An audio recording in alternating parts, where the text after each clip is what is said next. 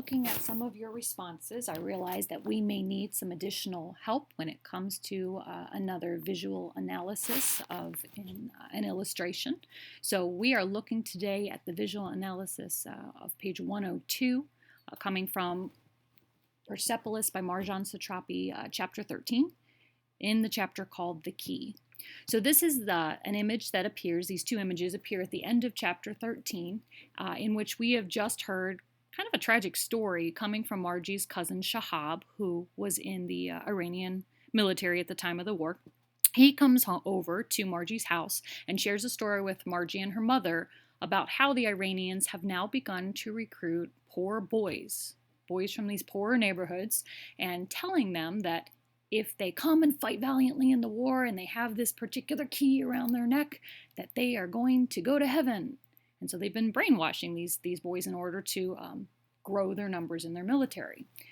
So remember, even though we are engaged in reading the story of Margie Satrapi and her growing up in Iran at this time, we are focusing primarily for this visual analysis activity on the two images on page 102.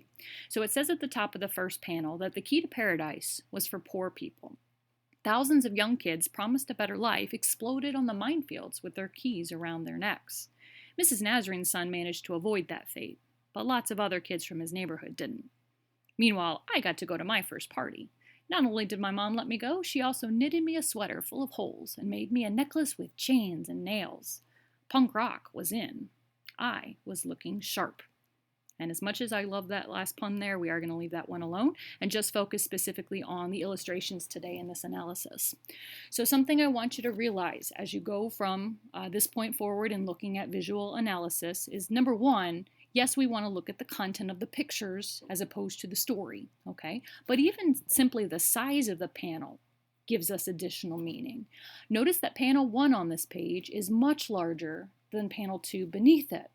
So when you think about symbolism, what does that suggest to you that Satrapi drew this panel containing all these boys blowing up on the minefield in such a much bigger panel than what she showed herself at a party with some friends? What does that tell us? That tells us that this is much more important in the big scheme of things.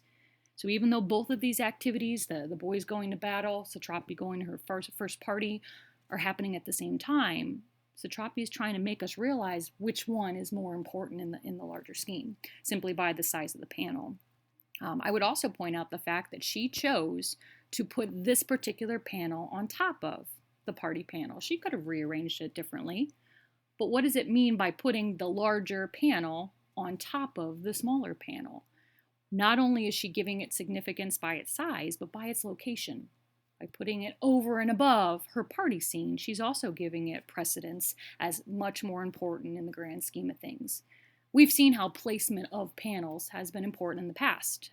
In a previous chapter, we saw how the British, when the British man came in to convince Reza Shah to become the next emperor, how she had drawn him positioned high and above and looking down on Reza Shah to suggest his dominance, his importance. In another recent chapter, we read where Lolly, the little girl, had grown so much larger than Margie, who was standing next to her, and towered over her angrily as she argued that, yes, her dad was alive, and yes, he was a hero. So we know that it's not just size of panel, but location, positioning of panels that can suggest some meaning. So now that we've talked about placement and size of panels, if we look at the actual picture going on in here, again, not analyzing the story, but looking for some comparisons and contrasts is what I'd asked you to find. One of the first things I noticed as a comparison is both of these two panels have to do with children. Okay, we know from text that these are kids, even though we can't quite see them in the top. And of course, this is Margie and her friends. And both of these children are up in the air, okay, for very, very different reasons. Some people have even mentioned that both panels, you got Margie with some things around her neck, nails and such from the punk rock that was in, whereas these kids appear clearly have their keys around their necks, as we know from the story. Now, contrasts are probably a little bit easier to notice. In this first panel, the first thing I notice about all these children, whether they're blowing upwards into the air or falling down, they're all in silhouette. I can't see any of their faces, no expressions. I don't know what they look like. What might that suggest by the author? Because you notice in panel 2, we can see facial expressions. We can see eyes and mouths and smiles. the fact that all of these boys who are dying on the battlefield, the fact that they're in silhouette suggests to me that they're forgotten. No one really cares a whole lot about them. No one knows who they are.